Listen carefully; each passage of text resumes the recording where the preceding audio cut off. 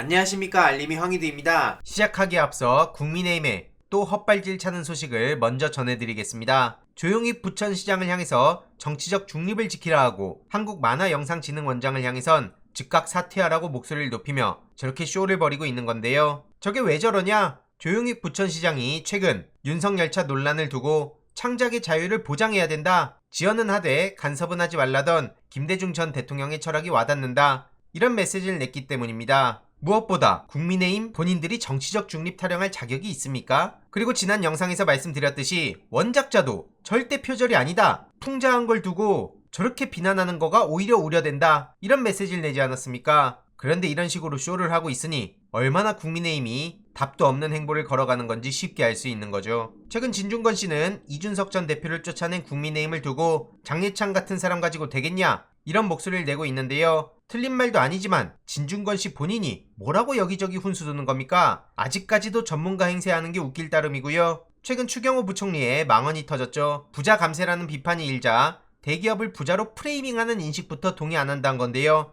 대기업이 부자라는 게 프레임이라고요? 법인세 인하하면 투자가 늘고 국민께 돌아간다는 황당무계한 소리를 2022년에 하고 있는 겁니다. 기업당 평균 400억 혜택을 본다, 이런 지적에도 중소기업에 많은 혜택을 주는 것처럼 말장난을 하고 있고요. 더 이상 낙수 효과를 기대할 수 없다는 건 누가 봐도 명백한 거 아닙니까? 그럼에도 불구하고 아직까지 법인세 부담이 줄면 투자와 일자리가 늘어나는 선순환이 이뤄진다는 소리를 하고 있습니다. 최근 영국 정부도 감세안 무리하게 추진하다 역풍 맞고 철회한 바 있고요. 같은 길로 가는 거 아니냐는 지적에 오히려 한국의 감세안을 참고했으면 이런 사태가 안 났을 거라는 황당한 소리를 하고 있죠. 최근 KBS 홍사훈 기자는 미국 사례를 들어 현 정부를 비판했는데요. 말은 인플레이션 감축법이지만 핵심은 미국 부유층에 대한 증세 법안 아닙니까? 부유층의 세금을 더 걷어서 서민들을 돕겠다는 내용이 핵심인 거고요. 대기업에 대한 최소 법인세율 15%를 신설했죠. 각종 세액공제를 받다 보니 실제 내는 법인세율은 10%도 안 됐다는 거고요.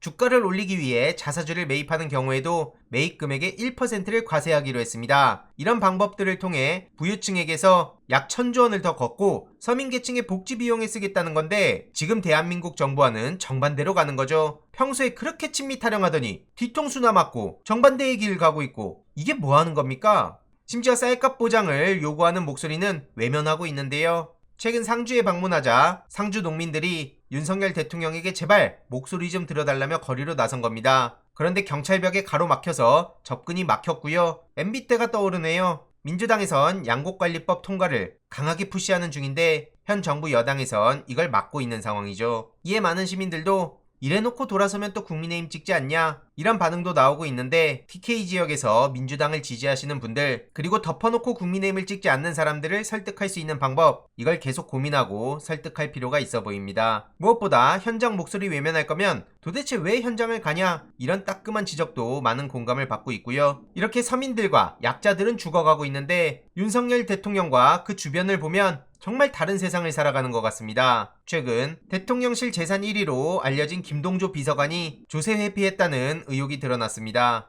외가 측 가족회사 비상장 주식을 타인 명의로 보유하다가 국세청 조사에서 걸려서 증여세를 부과받았던 거고요. 참고로 이 사람은 대선 과정에서 윤석열 대통령의 메시지 전략을 총괄하고 당선 이후에 깜짝 발탁된 사람입니다. 코바나 콘텐츠 주최 행사에서 도슨트로 활동한 이력도 있었네요. 윤석열 대통령의 장모 근황도 전해졌는데요. 양평군 일대 아파트를 개발하며 각종 특혜를 받아서 막대한 이익을 챙겼다는 의혹을 받은 바 있지 않습니까? 최근 경기도 감사 보고서에 따르면 당시 불거졌던 의혹들이 대부분 사실이었다는 겁니다. 보시다시피 보고서에 따르면 언론이 보도한 사항 대부분이 사실로 확인됐다. 공흥지구 논란에 대해서 그럼 제대로 수사 들어가고 압수수색 들어가야 되는 거 아닙니까? 이에 많은 시민들도 살아있는 언론은 MBC뿐이다, 적극 지지한다, 한동훈 장관은 뭐하냐, 빨리 구속시켜야 되는 거 아니냐, 이런 반응들도 보이고 있고요. 본인 장모는 10원 한 장 받지 않았다더니 입만 열면 거짓말이다, 이런 지적도 나오고 있습니다. 실제로 대선 과정에서 10원 한 장 피해준 적이 없다며 본인 장모가 사기를 당한 적은 있어도 남에게 피해를 주진 않았다고 했었죠. 지금 드러나는 내용들은 다 뭡니까? 그리고 김건희 멘토 천공 근황도 전해졌죠. 알고 보니 돈줄이 자산 구조 대기업인 장금상선이었다는 겁니다. 선의로 도와줬다는 입장을 전했네요. 이 역시도 한동훈 장관을 향해 이런 걸 수사하라는 거 아니냐, 이런 시대에 저런 사이비가 멘토라니 압수수색하면 어마어마하게 나올 것 같다, 이런 반응들이 나오고 있고요. 최근 박은정 검사가 윤석열 대통령과 한동훈 장관을 향해 거듭 목소리를 높이고 있죠. 일련의 과정을 보면 윤석열 한동훈을 위한 수사로 보여진다는 거고요. 지금 친윤 검사들이 하는 수사가 과연 공정한가 이런 의구심이 든다며 강하게 비판했습니다. 그리고 최근 유병호 감사원 사무총장이 논란의 중심에 서 있기도 하죠.